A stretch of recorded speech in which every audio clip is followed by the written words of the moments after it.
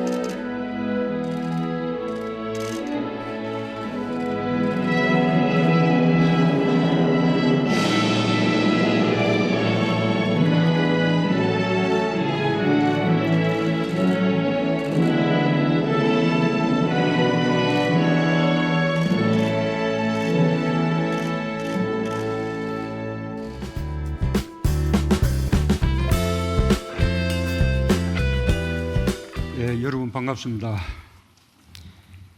국민경제자문회의 전체 회의를 열게 되었습니다. 제2기 국민경제자문회의로서는 처음입니다. 우리 경제가 엄중한 시기여서 의미가 더욱 특별합니다. 이재민 부의장님을 비롯해 각 분야 최고 전문가분들을 2기 자문위원으로 모셨습니다. 잘 부탁드립니다. 여러분의 지혜가 어느 때보다 절실한 상황입니다. 강대국 간 무역 갈등과 보무역주의 확산으로 수출 의존도가 높은 우리 경제가 큰 어려움을 겪고 있습니다. 여기에 일본의 부당한 수출 규제 조치가 더해졌습니다.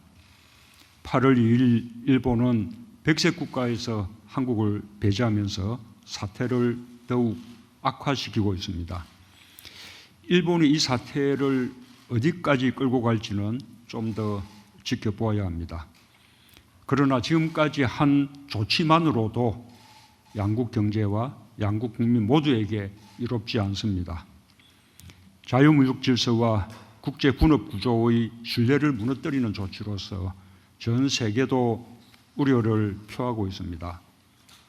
일본은 자유무역 질서의 혜택을 가장 많이 본 나라이고 자국에게 필요할 때는 자유무역주의를 적극 주장해온 나라이므로 이번 일본의 조치는 매우 이율배반적입니다. 일본이 일방적인 무역 조치로 얻는 이익이 무엇인지 잘 모르겠습니다. 설령 이익이 있다 해도 일시적인 것에 지나지 않습니다. 결국은 일본 자신을 포함한 모두가 피해자가 되는 성자 없는 게임입니다. 지금은 국제적으로 고도의 분업체계 시대입니다. 나라마다 강점을 가진 분야가 있고 아닌 분야가 있는데 어느 나라든 자국이 우위에 있는 부분을 무기화한다면 평화로운 국제자유무역 질서가 훼손되게 됩니다. 결국 일본은 국제사회에서 신뢰를 잃게 될 것입니다. 일본의 기업들도 수요처를 잃는 피해를 입게 될 것입니다. 일본은 부당한 수출 규제 조치를 하루속히 철회해야 할 것입니다. 일본은 당초 우리 대부분의 강제징용 판결을 이유로 내세웠다가 그 후 전략물자 수출 관리 미비 때문이라고 그때그때 말을 바꾸었습니다. 그러니 진짜 의도가 무엇인지 의문을 갖게 됩니다. 일본의 주장과 달리 국제평가기관은 한국이 일본보다 전략물자 수출 관리를 훨씬 엄격하게 잘하고 있다고 평가하고 있습니다. 미국 과학국제안보연구소가 올해 전 세계 200개국을 대상으로 전략물자 무역 관리를 평가한 순위에서 한국은 17위를 차지하여 36위의 일본보다 높은 평가를 받고 있습니다. 변명을 어떻게 바꾸든 일본의 조치는 우리 대법원의 강제징용 판결에 대한 경제보복입니다. 이는 다른 주권국가 사법부의 판결을 경제문제와 연결시킨 것으로서 민주주의 대원칙인 삼권 분립에도 입어야 되는 행위입니다. 우리는 이번 사태를 통해 냉정하게 우리 경제를 돌아보고 우리 경제의 체질과 산업 생태계를 개선하여 새롭게 도약하는 계기로 만들어내야 합니다.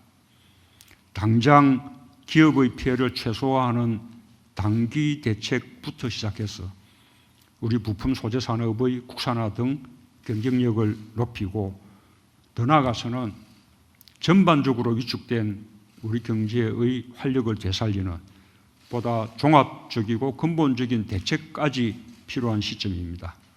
정부는 그에 맞춰 단기 대책과 중장기 대책을 발표했습니다. 그 전반에 대해 국민경제자문회의가 살펴주시기 바랍니다. 일본의 조치에 대한 대책과 함께 한국 경제 전반에 대해서도 고견을 주시기 바랍니다. 감사합니다.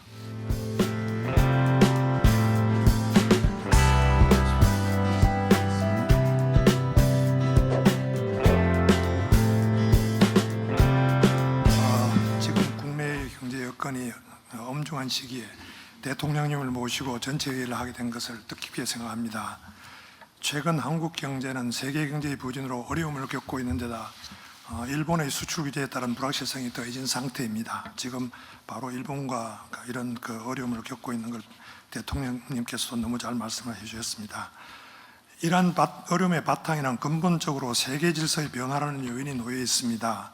그것은 단순히 경제적 요인은 아니고 정치와 경제가 상호작용한 결과입니다. 과거 서구의 중상주의, 동아시아의 조공무역 때부터 정치와 경제는 불가분의 관계에 있어 왔습니다.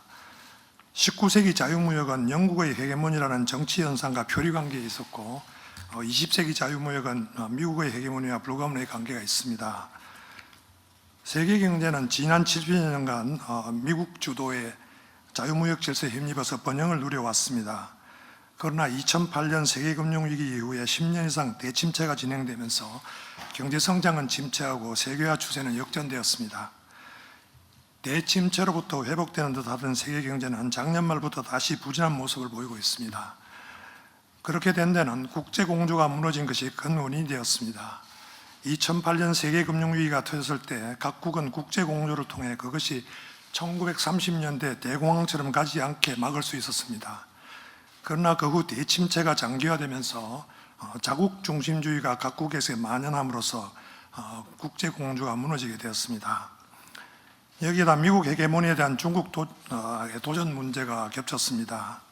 중국은 과거 소련, 일본, EU와 같은 도전자 내지 잠재적 도전자들에 비해서 훨씬 강하기 때문에 이 문제는 단기간에 해결되지 않을 것으로 보입니다. 많은 학자들이 앞으로 미국과 중국 간의 관계는 과거 영국과 미국과의 관계보다 영국과 독일 간의 관계가 닮을 가능성이 크다고 보고 있습니다. 이런 구도에서 한국은 지난 2차 대전 이후 세계적인 자유무역 질서에 빨리 편성함으로써 지금까지 개도국 중에서 선진국으로 변신한 유일한 나라가 되었습니다. 그렇게 된 데는 1965년 한일 국교 정상화가 일부 도움이 된 것이 사실입니다. 당시 일본 당국자는 한일 간의 수직 분업 체제를 만들고 그것을 지속하겠다는 의도를 가지고 있었습니다. 그러나 한국은 그 후에 많은 분야에서 일본을 따라잡고 추월할 수 있었습니다. 일본은 스스로 자유무역 질서에 적응하며 살아야 하는 입장에서 한국이 그렇게 되는 것을 막을 수 없었습니다.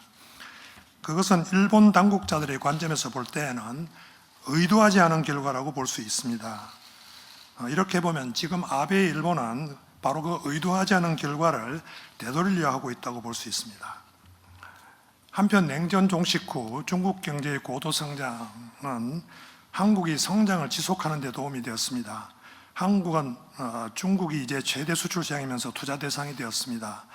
그 결과 한국은 안보는 미국, 교역은 중국에 의존하는 상태가 되었습니다.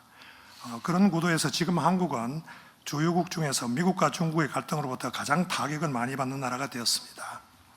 그래서 지금 이런 여러 가지 문제가 겹친 데다 일본의 바로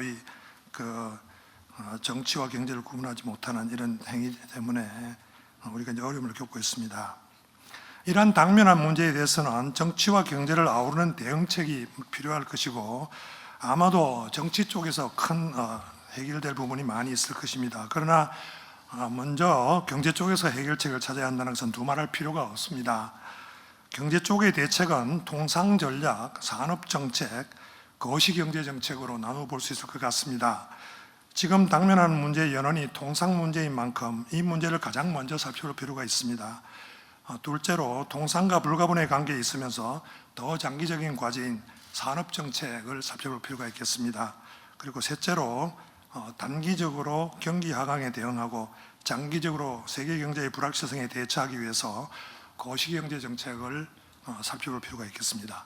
그래서 오늘 주제는 대체로 이 세 주제를 중심으로 해서 진행되도록 하겠습니다. 그렇게 토론을 하도록 하겠습니다. 네.